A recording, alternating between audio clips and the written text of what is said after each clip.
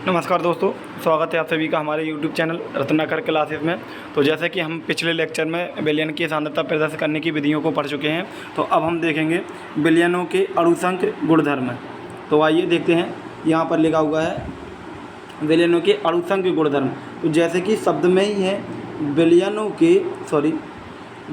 के अणुसंख्य गुणधर्म, यानी कि ऐसे गुण जो विलयन में उपस्थित अणुओं की संख्या पर निर्भर करते हैं, उनके बोलते हैं विलयनों के अणुसंख्य गुणधर्म।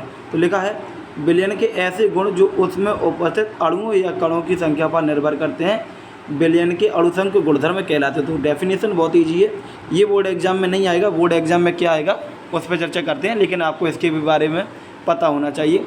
तो बस ये तो डेफिनेशन समझ में आ गई कि विलयन के ऐसे गुण जो उसमें उपस्थित अणुओं की या कणों की संख्या पर निर्भर करते हैं, उसको बोलते हैं विलयन के अणुसंख्य गुणधर्म। तो यहाँ पर गुणधर्म 2 बार लिख गया है, एक बार हटा देना आप। अब देखते हैं एग्जाम्पल। तो परासरण दाब भी विलयनों के अणुसंख्य गुणधर्म का उदाहरण है। तो यहाँ पर ये जो भी लिखे हुए हैं वो विलयन के अणुसंख्य गुणधर्म के उदाहरण है। तो परासरण दाब, बाष्प दाब में आपेक्षिक अवनमन, क्वथनांक में उन्नयन, हिमांक में अवनमन। तो ये सारे एग्जाम्पल किसके? विलयन के अणुसंख्य गुणधर्म के। इन पे एक एक करके हम चर्चा करेंगे। पहला है आपका परासरण एवं परासरण दाब। तो सबसे पहले जानेंगे परासरण को, इसके बाद देखेंगे परासरण दाब को। तो परासरण क्या है? वह प्रक्रिया जिसमें विलायक के अणु कम सांद्रता से अधिक सांद्रता की वो स्वतः प्रवाह दिखाते, यानी कि अपने आप स्वतः प्रवाह दिखाते, उसे परासरण कहते हैं। तो परासरण की क्रिया बोर्ड एग्जाम में पूछी जा सकती है कि परासरण की क्रिया कैसे कहते हैं या परासरण कैसे। तो वह प्रक्रिया जिसमें विलायक के अणु कम सांद्रता से अधिक सांद्रता की ओर स्वतः प्रवाह दिखाते हैं, उसे क्या बोलते हैं? परासरण कहते हैं। परासरण की क्रिया 2 प्रकार की होती है। एक होती है बाह्य परासरण। तो बाह्य परासरण क्या होता है? बाह्य परासरण जिसमें विलायक के अणु बाहर आ जाते हैं। तो बाह्य परासरण में क्या है? विलायक के अणु बाहर आ जाते हैं और अंतः परासरण में विलायक के अणु अंदर चले जाते हैं। और डिटेल में पढ़ते क्या है? अंगूर को गाढ़े चीनी के घोल में डालने पर अंगूर की बाह्य कोश का परत जो अर्धपारगम झिल्ली का कार्य करती है के अंदर से विलायक के अणु बाहर आ जाते हैं। क्या बोल रहा है? देखिए यहाँ पर ये कहा गया है कि जब अंगूर जो होता है, आपने अंगूर देखा होगा, अंगूर को गाढ़े चीनी के घोल में आप डाल देंगे तो अंगूर की जो बाहर की जो परत होती है, हम लोग जिसको छिलका वगैरह बोलते हैं, तो अंगूर की बाह्य कोश का परत होती है, वो अर्धपारगम झिल्ली का कार्य करती है। उसके अंदर जो द्रव भरा होता है अंगूर के अंदर, जैसे कि मान लीजिए ये अंगूर है, ये अंगूर के अंदर जो भी द्रव भरा हुआ है वो बाहर आ जाता है। किस में आ जाता है? गाढ़े चीनी के घोल में, जिसमें गाढ़े चीनी में डाल, क्योंकि इसके अंदर का जो द्रव भरा हुआ है दूसरे जो गाढ़े चीनी के घोल में डालोगे उसकी अपेक्षा कम सांद्रता वाला होता है, इस वजह से बाहर आ जाता है। ठीक है, तो ये एग्जाम्पल हो गया आपका बाह्य परासरण का, यानी कि विलायक के अणु जब बाहर आ जाए बाह्य परासरण, विलायक के अणु अंदर चले जाए तो अंतः परासरण। अब देखिए अंतः परासरण में क्या है हमारा? अंतः परासरण में भी हम लोग देख लेते हैं। वह परासरण जिसमें विलायक के अणु किसी पदार्थ के अंदर चले जाते हैं उसे अंतः परासरण कहते हैं। किशमिश को जल में डालने पर किशमिश की बाह्य कोश का परत से होकर बाहर से जल के अणु अंदर चले जाए। तो आप लोगों ने देखा होगा जो फूली हुई किशमिश होती हैं उसको क्या होता है, जब आप पानी में डालेंगे तो पानी कैसा होता है? पानी कम सांद्रता का होता है। वो किशमिश के अंदर जो द्रव होता है वो गाढ़ा होता है। तो कहाँ सांद्रता के कण, मतलब कहाँ जाएंगे कण? जो कण होंगे वो कम सांद्रता से अधिक सांद्रता की ओर स्वतः प्रवाह दिखाएंगे।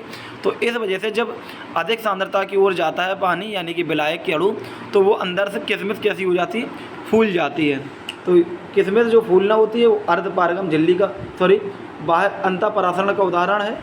और बाह्य परासरण का उदाहरण कौन सा? अंगूर को गाढ़े चीनी के घोल में डाल दोगे तो वो कैसा हो जाएगा? पिचक जाएगा। तो आगे हम देखते हैं, अभी इसमें एक शब्द का इस्तेमाल हुआ है अर्धपारगम झिल्ली, जैसे कि यहाँ पर भी इस्तेमाल हुआ है अर्धपारगम झिल्ली का। तो देख लेते हैं अर्धपारगम झिल्ली क्या है। वे झिल्ली जिनमें से केवल विलायक के अणु उनमें से आर पार निकल पाते हैं, विलय के नहीं। यानी कि ऐसी झिल्लियाँ जिनमें से विलायक के अणु बाहर निकल पाते हैं, विलय के नहीं, उसे बोलते हैं हम क्या? अर्धपारगम झिल्ली। अब देखिए अर्धपारगम झिल्ली 2 प्रकार की है। अर्धपारगम झिल्ली कितने प्रकार की है? 2 प्रकार की। एक है प्राकृतिक अर्धपारगम झिल्ली। तो प्राकृतिक अर्धपारगम झिल्ली मतलब प्रकृति में जो प्राकृतिक चीज़ें होती हैं वो प्रकृति में पाई जाती हैं। तो प्राकृतिक में क्या लिखा है? जीव जंतु। देखिए आप यहाँ पर देखेंगे जीव जंतु और वनस्पति जगत में पाई जाने वाली झिल्ली प्राकृतिक अर्धपारगम झिल्ली कहलाती है। जैसे अंगूर की यहाँ पर देखते हैं, अंगूर की किशमिश की कोशिका झिल्ली, तो अंगूर से जो किशमिश होती है उसकी कोशिका झिल्ली, और बकरी का अमाशय। ठीक है, तो ये एग्जाम्पल है प्राकृतिक अर्धपारगम झिल्ली के। अर्धपारगम झिल्ली क्या होती हैं? ऐसी झिल्ली जिसमें से विलायक के अणु आर पार निकल जाते हैं, विलेय के नहीं, उसे बोलते हैं अर्धपारगम। कृत्रिम में क्या है? जो बनाई जाए, तो प्रयोगशाला में निर्मित अर्धपारगम झिल्ली को कृत्रिम अर्धपारगम झिल्ली कहते हैं। एग्जाम्पल ये है कैल्शियम फास्फेट और कॉपर फेरोसाइनेट, दोनों के फार्मूले लिखे हुए हैं। फार्मूला आप याद नहीं भी करेंगे तब भी चलेगा, लेकिन आपको नाम याद होना चाहिए, कैल्शियम फास्फेट। और अगर केमिस्ट्री, वैसे भी आप जब केमिस्ट्री सब्जेक्ट पढ़ रहे हैं तो इनको भी आप याद करना बनता है, तो इनको फार्मूले के ज़्यादा अगर याद कर लें तो बहुत अच्छा रहेगा आपको। ठीक है, चलिए अब हम देखते हैं परासरण एवं विसरण में अंतर। तो परासरण एवं विसरण में अंतर के लिए थोड़ा सा हम पहले देख लेते हैं क्या है परासरण।